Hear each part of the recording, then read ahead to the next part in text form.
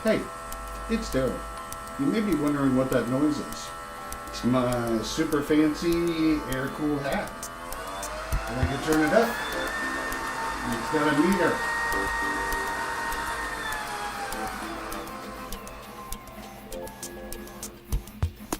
You may also be wondering why I'm wearing sunglasses when it's almost dark outside.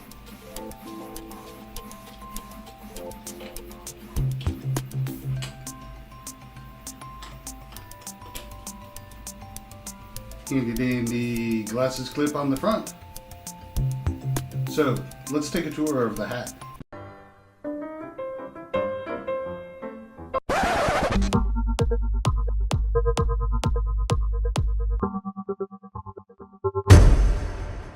So let's go ahead and take a look at the inside of the hat. And voila, there it is. You can see it's powered by a 7.4 volt LiPo battery. It's got a little digital voltmeter on there.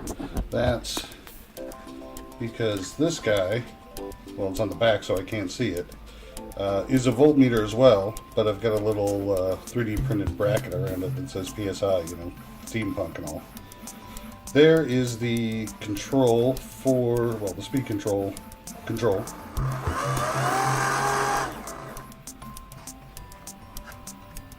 So, and that big red thing in the middle is a Pololu circuit. I'll explain that in a minute. And on each side, we have got our fans.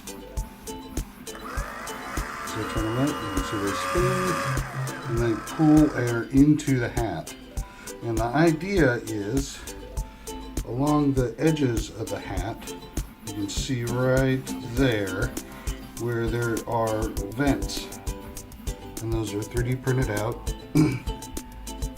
And they are not, oops, sorry for making you dizzy. They are by no means perfect.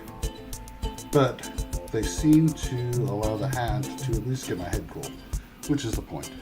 And that little gray box on the side, that is just a servo tester that I'm using, and that is connected to two small speed controls for each one of the motors. So here's what I have to go through in order to get the hat working. So I find it easier to do this with the battery out of the hat. So go ahead and connect it up to my little battery buzzer. Oops, I connected incorrectly. There we go. And this shows me the voltage of the battery and each cell as it cycles through both of them. 2-cell battery. Alright, so then using this wire, I go ahead and plug that in to give power to the whole system. And you can hear the speed controls arming themselves there. A happy little tune. And there's a little piece of Velcro that I stick the battery on, and there you go. Now, one of the things that I can do so that this isn't all flopping around, get that wire out of the way, so there's Velcro on the back of this too, and I've got a little spot in the hat where I can just jam it in there. Then everything's nice and secure, and the hats work. Okay kids, that about wraps it up for this video. I decided to build the cooling hat for RC flying. When I'm out there and it's hot in Texas, flying RC airplanes, I wanted some way to keep my head cool.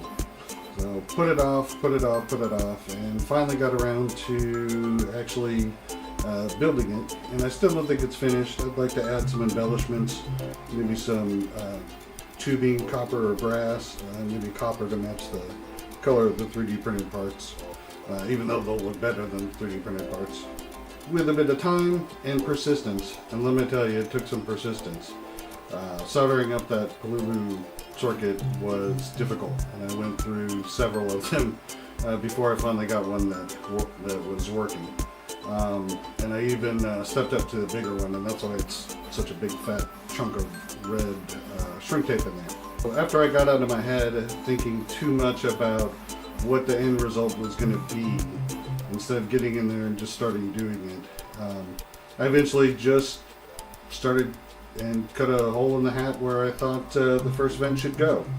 And it turned out okay, so I did the other one.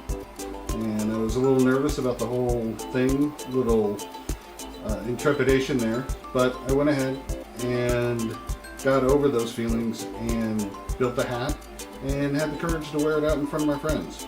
And they had nothing but nice things to say. So if I can do it, you can do it too.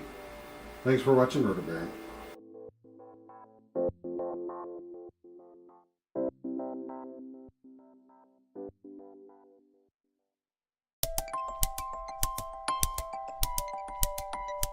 So if you're a patient and watch this video all the way to the end, I wanted to leave you this little message.